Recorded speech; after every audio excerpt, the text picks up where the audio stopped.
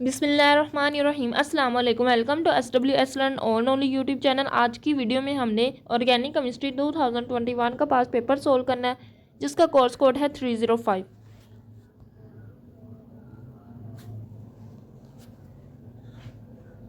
इसमें 5 short question है, 6 marks के। दैन लॉन्ग क्वेश्चंस पे आते हैं। पहला लॉन्ग क्वेश्चन 8 मार्क्स का है, दूसरे लॉन्ग क्वेश्चन के 2 पार्ट्स है 10-10 मार्क्स का है, और तीसरे शॉर्ट क्वेश्चन के भी 2 पार्ट्स हैं 6-6 मार्क्स के।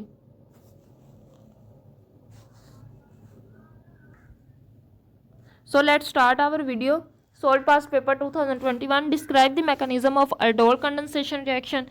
तो aldol condensation reaction का मैकेनिज्म है, सबसे पहले क्या जनरेशन ऑफ न्यूक्लियोफाइल होगा। OH आके हमारे एक कार्बोनाइल कंपाउंड अल्डिहाइड या कीटोन के ऊपर अटैक करेगा, उसमें से अल्फा हाइड्रोजन ले लेगा और कार्बानाइन बना देगा। फिर क्या होगा, वो कार्बानाइन अटैक करेगा दूसरी कार्बोनाइल कंपाउंड पे। जैसे ये देखिए, ये दूसरे अल्डिहाइड पे कार्बानाइन अटैक कर रहा है, उसको अपने साथ जोड़ लेगा। फिर प्रोटोनेशन होगी, ओ के साथ H जाके लग जाएगा और हमारा डिज़ायर प्रोडक्ट बन जाएगा इनोल प्रोडक्ट। इसमें अल्कोहल भी होती है, अल्डिहाइड ग्रुप भी होता है, इसलिए इसको अल्डोल प्रोडक्ट कहते हैं। देन हमारे पास है वर्ल्डन इन्वर्जन। तो वर्ल्डन इन्वर्जन हमने 2022 के पेपर में अच्छे से देख लिया।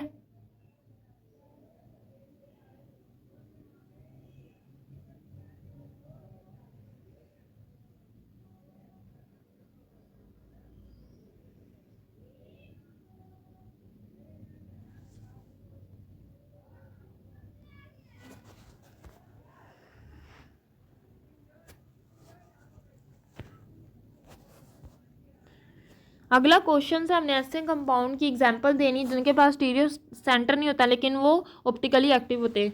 तो सबसे पहली एग्जांपल आती है अलीन्स की। अलीन्स को हमने 2024 के पास पेपर में डिस्कस किया था। तो इसका हमने सिर्फ ये शॉर्ट क्वेश्चन है और सिर्फ 6 मार्क्स का है। तो हम क्या करेंगे, पहले अलीन्स की डेफिनेशन लिखेंगे, फिर थोड़ा थोड़ा एक्सप्लेन कर देंगे। थोड़ा थोड़ा सा एक्सप्लेन करने के बाद ये डायग्राम ज़रूर बनानी है आपने, ऑर्बिटल डायग्राम। देन उसकी ऑप्टिकल आइसोमरिज्म इन एल्कीन दिखा देंगे, कंडीशन बता देंगे, ऑप्टिकल आइसोमरिज्म दिखा देंगे।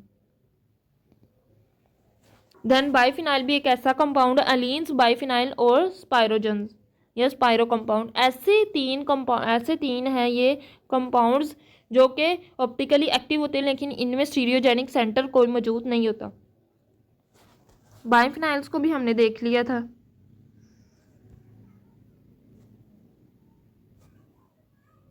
इसकी भी आपने सिर्फ डेफिनेशन लिखनी है और देन आपने क्या बता देना, इसकी ऑप्टिकल आइसोमरिज्म का पूरा फिनोमेना दिखा देना है।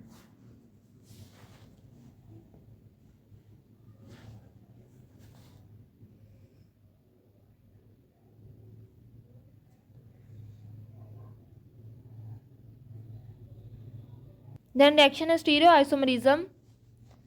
तीसरा कंपाउंड है स्पाइरेन्स। स्पायरो कंपाउंड या स्पाइरेन्स आर दी बाइसाइक्लिक और polycyclic is made up of 2 ring attach to a single carbon which is sp3 hybridized. The result is a tetrahedral geometry which make the 2 rings perpendicular to each other. The 3D structure of spirenes can be equated with the structure of allenes. Therefore, the similar condition for the compound to show the optical activity are applied. इसमें क्या होता है, 2 rings एक carbon से attach होती हैं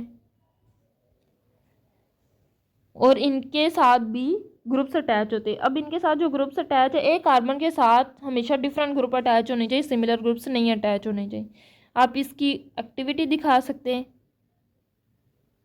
तो इसमें ये 2 कंपाउंड है, स्पायरो 3,3 साइक्लोहेप्टेन कार्बोक्सिलिक एसिड। तो ये भी ऑप्टिकली एक्टिव है।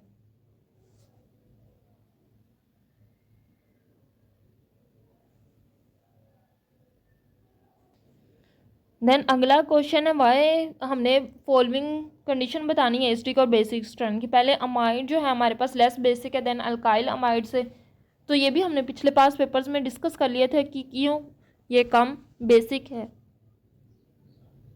The amide are less basic than alkyl amines because the lone pair of electron on the nitrogen atom in amide is delocalized through making it less available to bond with a proton.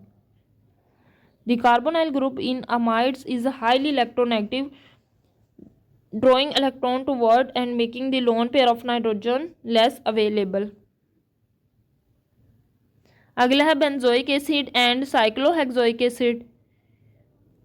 तो ये cyclohexoic acid की diagram है और benzoic acid is stronger than cyclohexoic acid and due to resonance effect the benzene ring is benzoic acid conjugate base delocalize the negative charge making it more stable. जैसे आप देख सकते हैं benzoic acid से hydrogen निकालने के बाद उसकी जो कॉन्जुगेट बेस बनेगी वो रेजोनेंस शो करेगी और उसके डिफरेंट रेजोनेंस स्ट्रक्चर बनेंगे, इसलिए वो ज़्यादा एसिडिक है।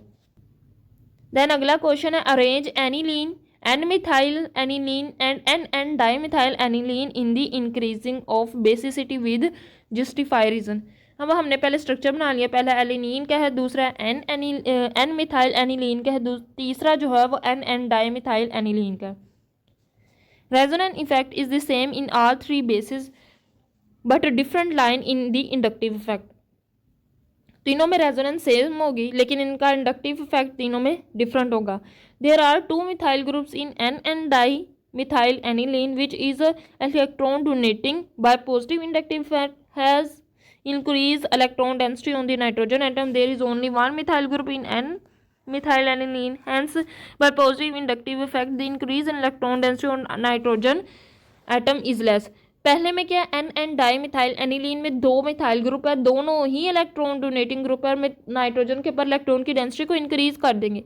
लेकिन एन मिथाइल एनिलीन में सिर्फ एक मिथाइल ग्रुप है, वो भी डोनेट करेगा लेकिन इतना ज़्यादा डोनेट नहीं करेगा। और जो कि एनिलीन में कोई भी मिथाइल ग्रुप नहीं है, उसका क्या है, उस पर कोई पॉजिटिव इंडक्टिव इफेक्ट नहीं है, इसलिए ऑर्डर ऑफ बेसिसिटी क्या होगा, एन डाईमिथाइल एनिलीन सबसे स्ट्रॉन्ग बेस होगी, फिर एन मिथाइल एनिलीन, फिर सबसे कम बेसिक जो होगी वो एनिलीन होगी। लॉन्ग क्वेश्चन है arrange the following compound according to increasing order of basicity.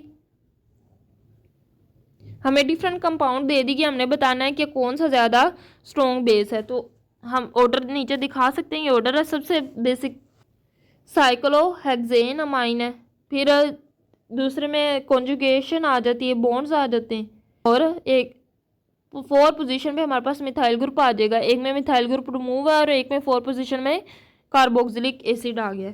तो साइक्लोहेक्सेन अमाइन जो है वो स्ट्रॉन्गर बेस है then the 3 bases because it has no resonance effect. Resonance effect मैंने आपको एसिड बेस स्ट्रेंथ के लिए एक वीडियो बताई थी जिसमें रेजोनेंस इंडक्टिव इफेक्ट का एसिड बेस पे क्या असर है, रेजोनेंस का इफेक्ट एसिड और बेस पे, और इसी तरह स्टीरिक हिंड्रेंस का इफेक्ट एसिड बेस पे, सॉल्वेंट का इफेक्ट एसिड बेस पे। तो वो वीडियो आपने ज़रूर देखनी, वो आपके एग्जाम के लिए बहुत हेल्पफुल रहेगी। And the lone pair is easily released. तो साइक्लोहेक्साइल अमाइन में क्या होगा, रेजोनेंस नहीं है तो इजिली लोन पेयर रिमूव हो जाएगा। Other 3 has the resonance effect in methyl aniline. Methyl aniline में क्या होगा, methyl is electron donating increase the character of nitrogen to release lone pair then aniline. जबकि इन जिनमें ये ग्रुप है जिसमें 4 पोजीशन पे एनिलीन की 4 पोजीशन पे CH लगा हुआ है, CH is electron withdrawing group, it decrease the electron density of nitrogen and making it weak base. तो सबसे स्ट्रॉन्ग बेस हमारे पास साइक्लोहेक्साइल अमाइन होगी, फिर मिथाइल एनिलीन, फिर एनिलीन और उससे कम एनिलीन जिसकी 4 पोजीशन पे CH ग्रुप लगा हुआ है।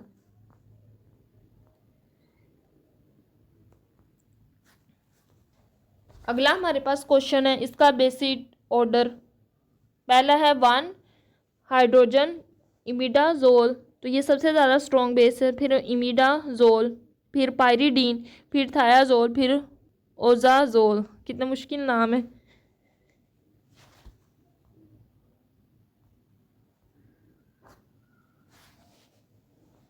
तो ये बेसिक ऑर्डर है हेट्रोसाइक्लिक बेसिस का। अब हम रीजंस देखते हैं। 1 imidazole is more basic than imidazole in 1 for imidazole a nitrogen atom is more basic where it can easily donate electrons but electrons of nitrogen in imidazole are involved in resonance and make it less basic। जो 1H imidazole है इसमें resonance नहीं होती लेकिन imidazole में resonance होती है, इसकी वजह से वो कम बेसिक है then 1H imidazole। imidazole has 2 nitrogen atoms on and on protonation the positive charge can be delocalized over but pyridine has 1 nitrogen atom, जिसमें नाइट्रोजन एटम ज़्यादा होंगे वो ज़्यादा बेसिक होगा। इमिडाजोल पहले तो 1H इमिडाजोल इससे ज़्यादा बेसिक था। अब हम 1 इमिडाजोल और पायरिडीन का बता रहे हैं कि 1 इमिडाजोल में क्या है, 2 नाइट्रोजन एटम, प्रोटोनेशन के बाद वो डी लोकलाइजेशन शो करता है। लेकिन पायरिडीन में सिर्फ 1 नाइट्रोजन एटम है और इसका लोन पेयर जो है is available for protonation because it not involve in maintaining aromaticity. और इसका जो लोन पेयर है वो जो है वो दे प्रोटोनेशन शो करता है लेकिन एरोमेटिसिटी में इन्वॉल्व नहीं होता। Then the presence of sulfur in thiazoles aromatic using make it nitrogen less basic than pyridine। अब thiazole में क्या होता है, हमारे नाइट्रोजन की जगह सल्फर आ जाती है जो इसको कम बेसिक बनाती है। अब है thiazole is more basic than oxazole because the oxygen atom in oxazole is more electronegative than the nitrogen atom which decrease the electron density in nitrogen atom। क्योंकि जो thiazole oxazole है उसमें ऑक्सीजन एटम भी आ जाती है, oxygen atom के electron withdrawing effect होने की वजह से उसको कम बेसिक बना देगा। देन है हमने सिंथेटिक एप्लीकेशन बतानी है, synthetic application of conversion reaction. तो ये भी हमने देखा था, अल्फा बीटा अनसैचुरेटेड कंपाउंड बनाना है। पिछली वीडियो में हमने देखा था कि अल्फा बीटा इसकी हमने कंप्लीट रिएक्शन मैकेनिज्म कंडीशन और इसकी सिंथेटिक एप्लीकेशन की थी। तो वही इसकी सिंथेटिक एप्लीकेशन है। पहले preparation of alpha beta unsaturated compound, दूसरा क्या होगा हेटेरोसाइक्लिक सिंथेसिस, तीसरा होगा फॉर्मेशन ऑफ सिनेमिक एसिड, इसमें कोई सी भी दो आपने कर लेनी, तीसरा फार्मास्यूटिकल सिंथेसिस। फिर हमारे पास आ जाती है क्लेजियन सिज्मिक रिएक्शन की, तो synthesis of alpha beta unsaturated carbonyl compounds, इसकी भी वही एप्लीकेशन है। फिर देन क्या होगा detection of presence of functional groups होगा। अगर इसमें हमारे पास का डबल बॉन्ड बन जाए तो हमें पता है कि इसमें फिर वही फंक्शनल ग्रुप प्रेजेंट है जो इसके लिए रिक्वायर्ड है। Then synthesis of natural product जैसे beta non, then synthesis of piperine, तो ये देखो पिपिरीन को हमने सिंथेसाइज कराया। तो आपने क्लेजियन सिज्मिक और कन्वर्जन की कोई से भी दो सिंथेटिक एप्लीकेशन कर लेनी। मुझे उम्मीद है कि आज की वीडियो आपको अच्छी लगी होगी। अगर आपको आज की वीडियो अच्छी लगी है तो मेरे चैनल को सब्सक्राइब कर दें और वीडियो को भी लाइक कर दें। दुआ में ज़रूर याद रखिएगा। अल्लाह हाफिज़।